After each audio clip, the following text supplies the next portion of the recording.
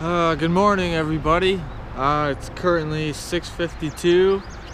I've been on the road since about 6:05 this morning, and I guess for this episode it's kind of a little more of a treat for me. I've been looking over a lot of my old cross-country footage and wanting to kind of get back into touring mode.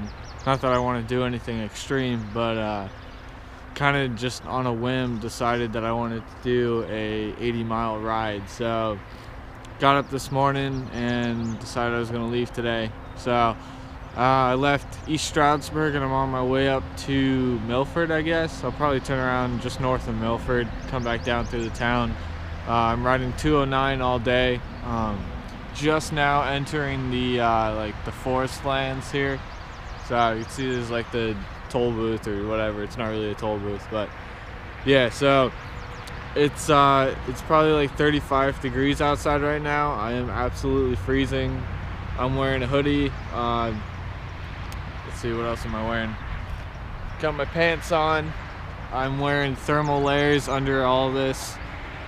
Good news is I can take it all off and put it in my backpack, so can't even speak in this cold, but somehow I'm managing not to freeze entirely, so we'll see how the rest of the trip goes. It's supposed to get up to 60 degrees today, so just a bitterly cold morning, but this is one of the only nice days this week, so hopefully it warms up in the future and I can do more of these rides. But kind of just had an itch to get back into this stuff, so here goes something, I guess.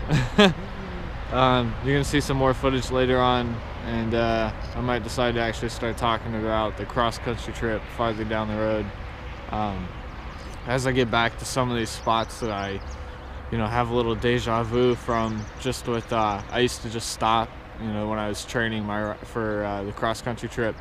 There were a couple points along this road that I remember stopping and making some pretty heavy decisions about what I was going to be doing in terms of actually biking across America. So yeah, when I get to the spots I'll talk more about it, so speak to you soon.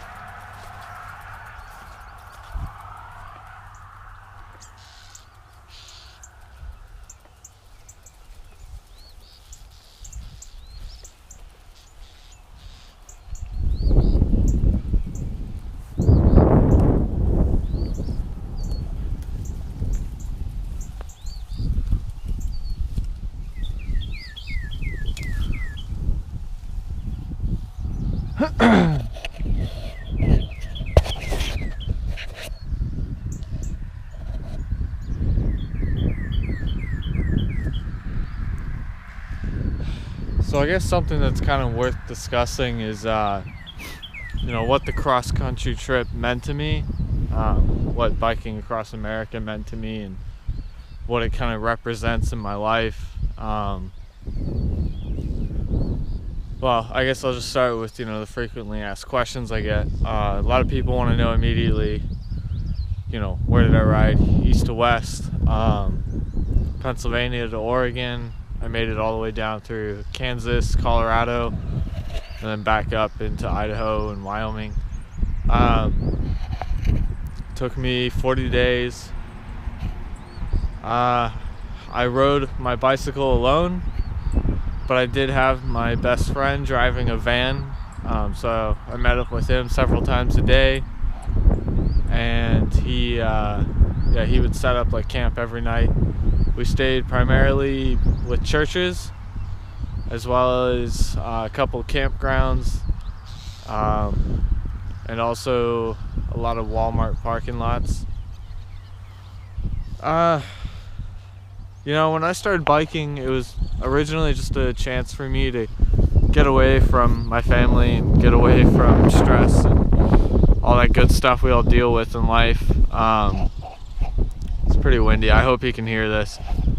But cycling became a little bit more than just a place for me to escape. It became a way to kind of clear my mind and to be focused inward on myself and to think about the problems in my life and where I was gonna find solutions and all that. That's super windy here. I'm actually gonna go behind this house. It's either gonna be windy or it's gonna be the noise of cars going by, so you kind of have to pick and choose here.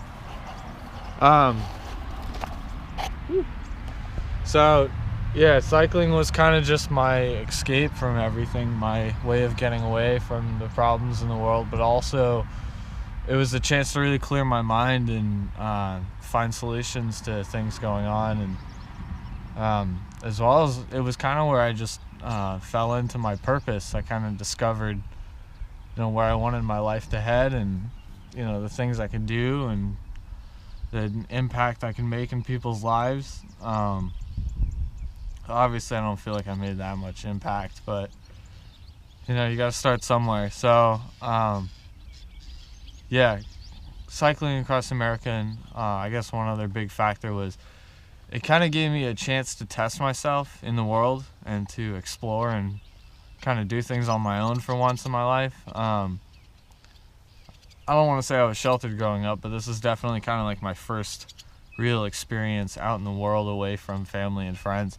I think up until this point, the longest I'd ever been away from family was like 2 weeks ever, or maybe just a week even. So this was definitely something new. It was terrifying, yet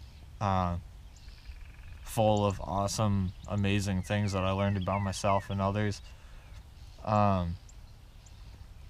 cycling just kind of became like my escape and really an opportunity for me to blossom, I guess. I think a cycling adventure, a cross-country trip for anybody can be seen in the same light.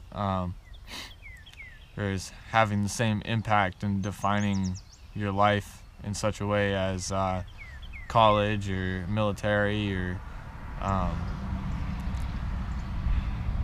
guess that's really the big two that I can think of, is college and the military. I have family in the military, as well as just about everyone I've known has gone to college, and I would say that cycling across America is definitely one of those life-defining moments. It's a way that's going to change your life probably for better, hopefully for better. I imagine there's some few bad luck scenarios, but for me, cycling was definitely an opportunity for me to grow as an individual. I've met a lot of other people that have also cycled across America, so I've kind of opened up into that community and that world and found a lot of other inspiring people out there. And cycling has also just kind of been like a stepping stone in my life that I can always look back to, in times of discouragement, whenever I'm feeling down or not so certain about my future or what I'm going to do with my life, or if I can handle a certain task. Cycling has always been something that I excelled at. And so, when I get to these moments in my life where I'm like, what the hell am I doing? I always just kind of think back to my cross-country trip and say, hey, I put together a cross-country adventure on a bicycle and I completed it on my own. And, I don't know that many people can say they've done that.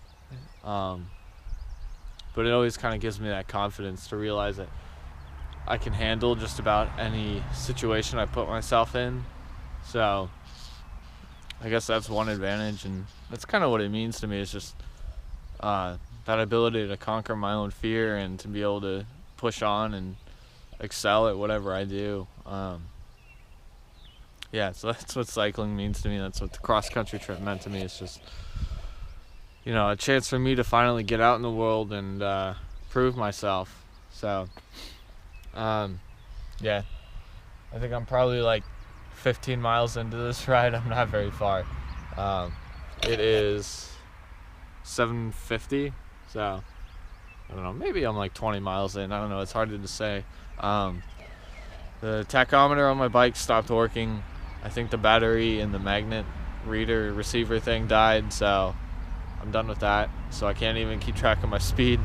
A ride this long, I'm still using the same phone I used when I crossed the country, so the battery at this point doesn't hold up very long. So I've actually got it like on airplane mode, and I'm just listening to music.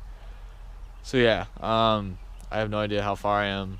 When I get home, I'm probably gonna have to like manually go on a computer and look at like Google Maps to find out how long this route was, and then put it into Strava just so I can log it for my own needs. But yeah, so we're gonna keep moving here. It's pretty dang cold still. I'm actually just now feeling the warmth of the sun, but I've been riding with this hoodie up and then actually having my helmet on over the hoodie because I don't care that I look like a dork. It's just way too cold out. But it is actually starting to warm up, so let's get the bike and keep going here.